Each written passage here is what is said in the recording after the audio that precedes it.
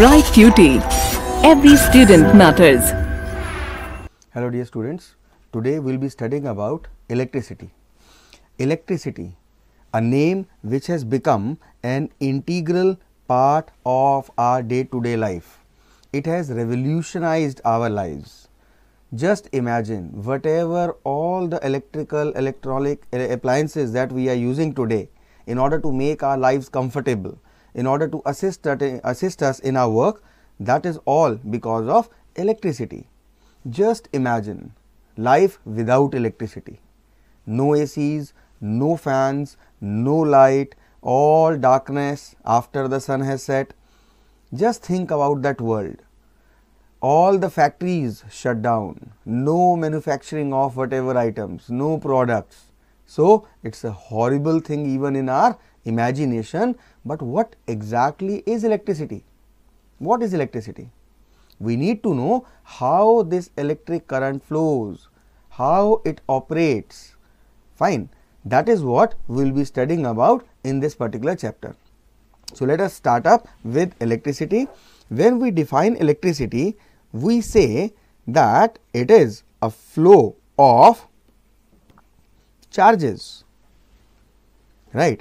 Now, charges, as we are aware that there are three types of charges on particles. One charge is the negative charge, which is found on the particles called electrons of an atom, right. Second type of particles of an atom are, as we know, protons, which are positively charged, and the third type of subatomic particles are neutrons, which don't have any charge on it. When we talk about charges, we mainly talk about the negative charges and the positive charges. We know the characteristic of charges, that the like charges, when I am talking about like charges, I am talking about negative charge and negative charge, or positive charge and positive charge. These like charges, they always tend to repel each other, right. Just like the magnetic poles, the like poles repel each other, and the unlike charges, the opposite charges, they attract each other. That is, the negative and the positive charge, they will attract each other. Fine. So, this is the basic fundamental property of charges. Now, when these charges flow, we say that electric current is generated or electricity is generated.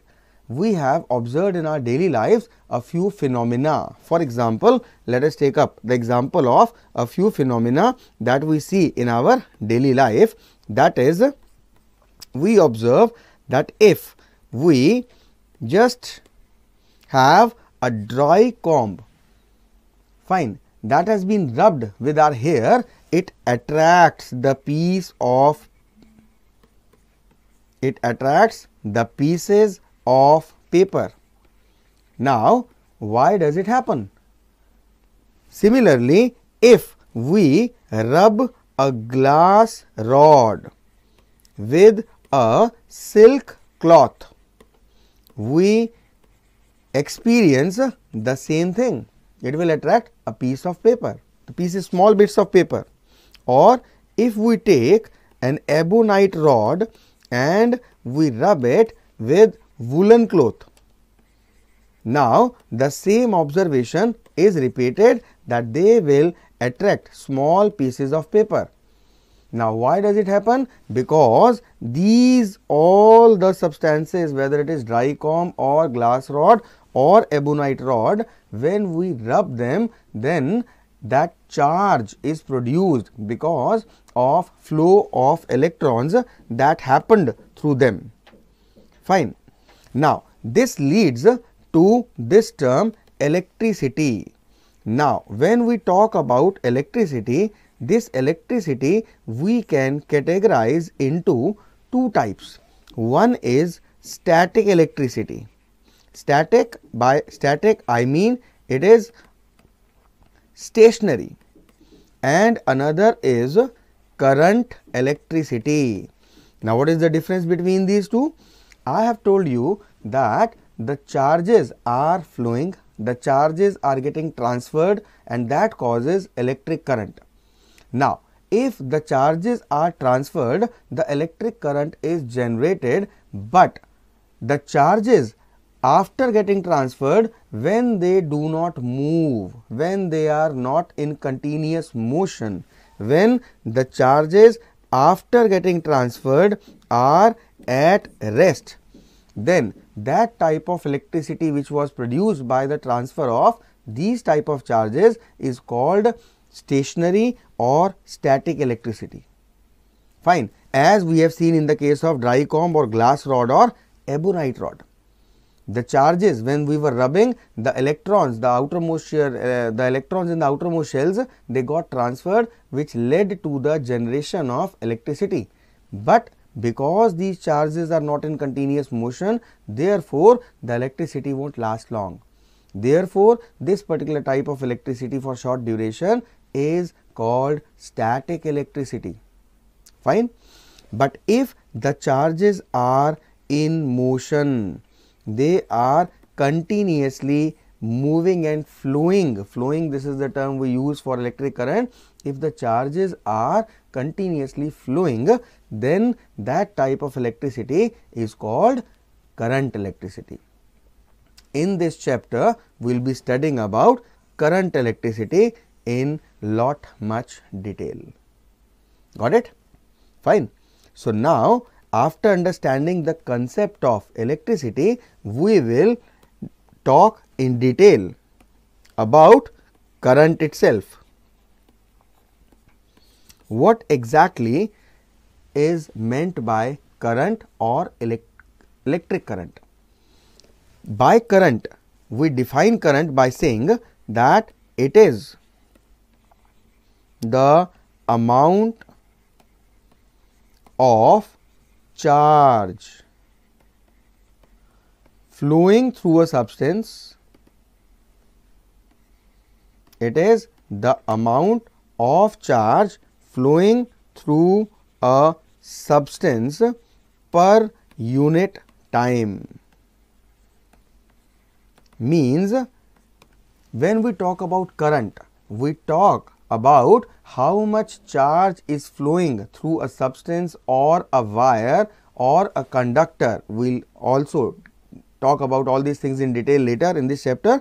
So, that substance or that wire or that conductor, that is how many charges are flowing through them per second, that is known as current. This current can be expressed as current is equal to charge moved per unit time, means divided by time taken. This is current. Now, we represent current by the alphabet capital I.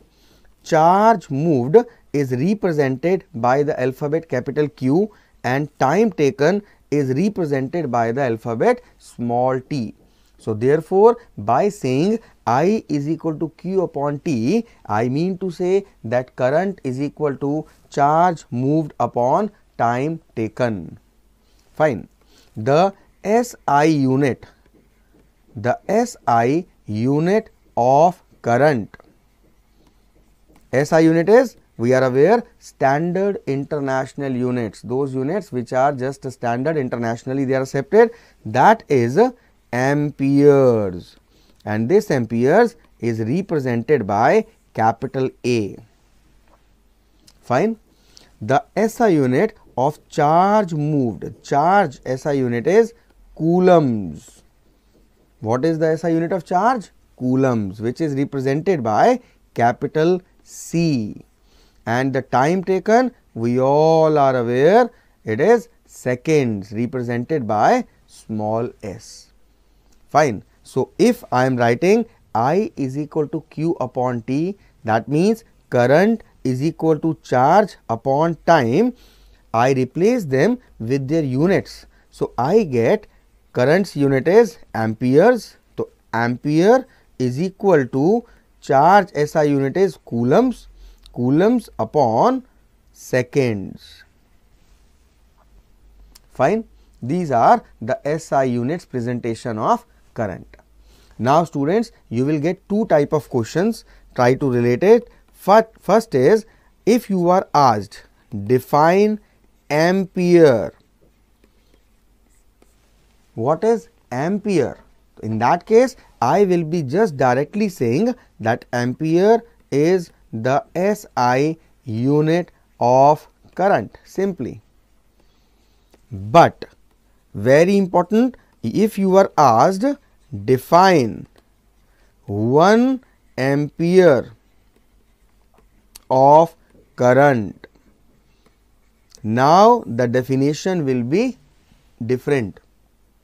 Students, whenever we are specified 1 along with any particular unit of any particular measurement or any particular identity or physical quantity, if we are asked to define 1 ampere or 1 meter or 1 gram, whatever, all these I have talked about are the units, right. So if we are asked the question like this, always we will be defining this particular unit through its formula. If I am talking about 1 ampere, just let us relate in the formula. 1 ampere will be the amount of current when 1 coulomb of charge will be passing through a conducting wire in 1 second. So specifically, if we are asked, I repeat, first question was simply define ampere. So it was just, the answer was ampere is the SI unit of current. But when it comes to define 1 ampere, in that case we will be defining it through its formula. We will say what? That 1 ampere will be the amount of current in the wire when 1 coulomb of charge is flowing through it in 1 second. So let us define what is 1 ampere of current. 1 ampere is the amount of current. This is the amount of current when 1 coulomb of charge is flowing through a wire or a conductor or a conducting wire. We can write anything in 1 second. So if 1 coulomb of charge is flowing in 1 second in a wire, then we tend to say that the current in that particular wire amounts to 1 ampere, right. So now you relate that what is the difference between defining ampere and defining 1 ampere. Fine. Now when we talk about small quantities of current, then we use another unit of current, and that another unit of current is milliamperes. Now what are milliamperes? Milliamperes are the units in which we basically represent the smaller quantity amount of current, that is expressed as small m and capital A, and 1 milliampere is equal to 10 to the power minus 3 amperes, or we can say 1 upon 1000 amperes. In other words, we relate it like 1 ampere is actually equal to 1000, or which can be represented as 10 to the power 3 milliampere. So ampere is a bigger unit, milliampere is quite small unit, and if we want to measure the smaller amounts of current, then we express them in terms of milliamperes. Fine. Now if we want to check or detect the presence of current in any particular substance, there is an instrument which is known as ammeter. Students, meter we normally use for determining the term to measure. So, meter is to measure what? Amperes, and for amperes we have shortened it to am. So, we say that ammeter is an instrument. This is an instrument to measure the amount of current. We need to focus on this word. I will explain it how. The amount of current in a particular substance. Fine. So, that instrument is known as ammeter. Now, there is another instrument which is known as galvanometer. This will be, you will be using it later.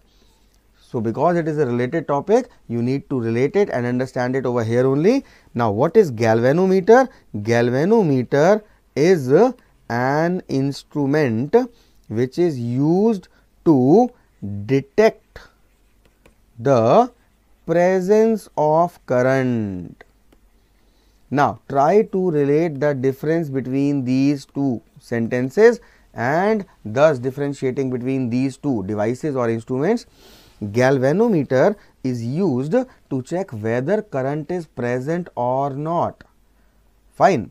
But ammeter is used to detect, not detect, it is used to calculate the amount of current which is there in the wire. Right? Fine. So, this is all about current. Now, we will be given a few numericals based on this particular topic. We have to use the formula that we have stated above, that I is equal to Q upon T, where I is the current, Q is the charge and T is the time. SI units we need to relate. I was in amperes, charge was in coulombs and time was in seconds. We are given three particular things in this particular question. One in this formula, one is current, second is charge and third is time. Out of these three, any two are given to us in the question, and if we are asked to find the third, we can easily find it. Right? Any two, I, Q are given, we can find T, Q, T are given, we can find I, T are given, we can find Q, keeping in view the SI units in mind, and of course specifying that unit in our answers too. Right?